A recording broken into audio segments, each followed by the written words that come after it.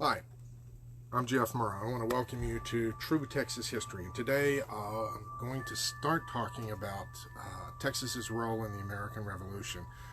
Um, you know, because in your history class, when you studied the American Revolution, chances are you didn't hear about Texas. Somehow they leave that part out. Um, I know for me, it hits home because one of my relatives, a fellow by the name of Rock Tate, was there at Valley Forge. He was there in the midst of the action, and he benefited directly from some of the things that happened here in Texas. I doubt that he knew back then that, hey, one day some of my family will be living in Texas. But enough of that said. I just needed to go ahead and do that because some of you might say, well, all he cares about is Texas. He doesn't care about what else was happening. No, that's not true. I've got a vested interest in all of that.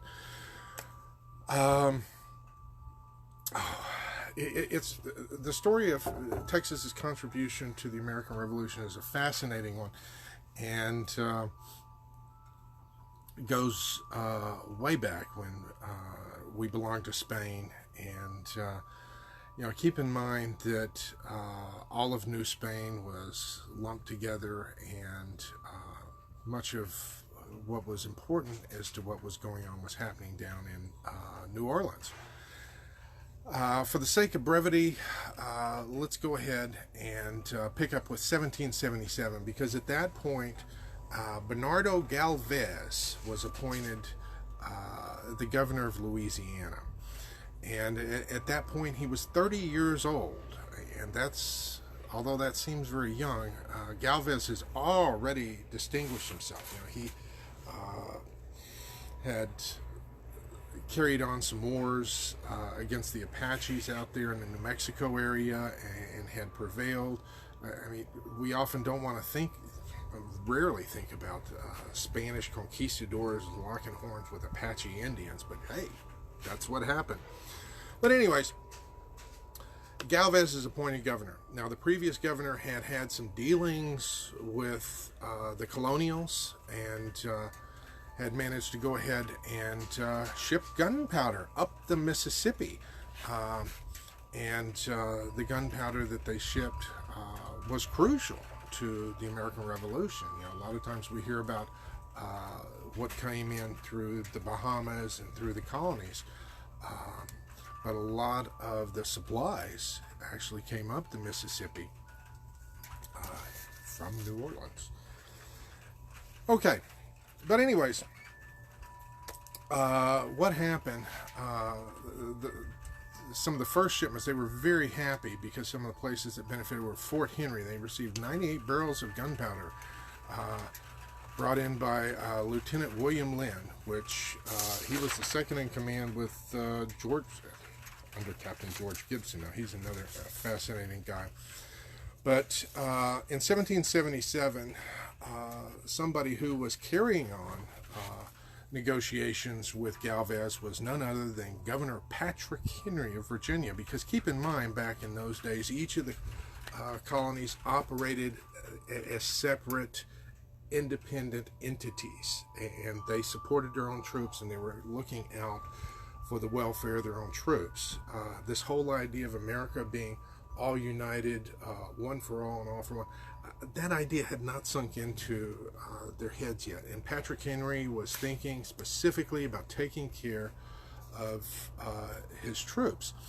Not only that, he asked for supplies, but he proposed that Spain go ahead and attack and take Florida.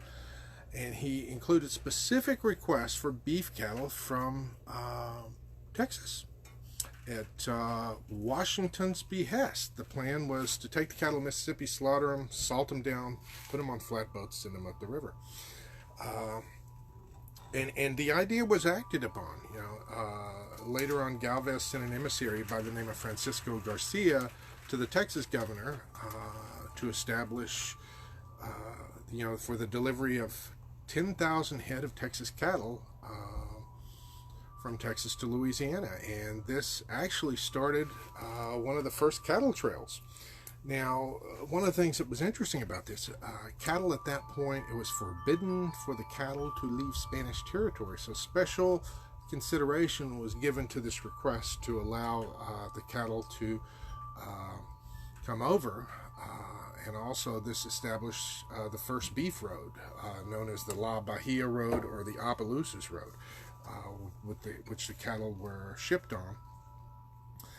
And in fact, a lot of the ranches involved, let's see, what were some of the names of them? Rancho de la Mora, Fuerte de Santa Cruz de Cibolo, and one of the families involved, now this was fascinating, was that of Joseph Felix Menchaca. Now the Menchaca, that's the same family that, if you're here in the Texas Hill Country, you see a road named well, they call it Manchac, but Menchaca, same family. And some of these vaqueros escorted the cattle to Louisiana, and it was eventually shipped on out to Valley Forge and helped the soldiers there. So it became a very valuable contribution, and Galvez, he didn't stop there. Galvez actually acted on Patrick Henry's request and did go on a campaign across Louisiana, because there were still some British outposts there. And then he continued taking Mobile and some places in Florida. In fact, the Battle of Pensacola, never thought about it, but here you have one of the largest battles on the North American continent at that time that dealt with, that occurred during the time of the American Revolution. Definitely weakened some of the backbone of the British. And guess what? No Americans were there. It was the Spanish versus the British. Ha! They didn't teach us that in school. But it was interesting that during part of that campaign, when he captured Baton Rouge, there was an American there, and some of the people that were freed with what happened, they administered the oath, and here was part of it. We do hereby acknowledge ourselves to be natives, as well as true and faithful subjects of the United Independent States of North America. Quite interesting. Administering an oath of loyalty to the people freed there in Louisiana during the American Revolution. Well, I will follow this up with some more in the coming days, but that's probably enough for Facebook Live. Give you a little bit of taste of role of Texas with the American Revolution. No, you didn't sleep in history class.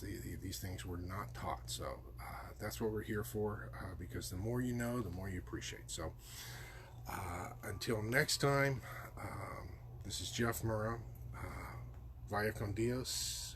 See you again. Feel free to leave your comments or even topics that you're interested in, because I noticed the other day I did something on John Wesley Hardin, and a lot of people like that. But if there's particular things you want me to address, let me know, and we'll get around to it. See you later. Bye.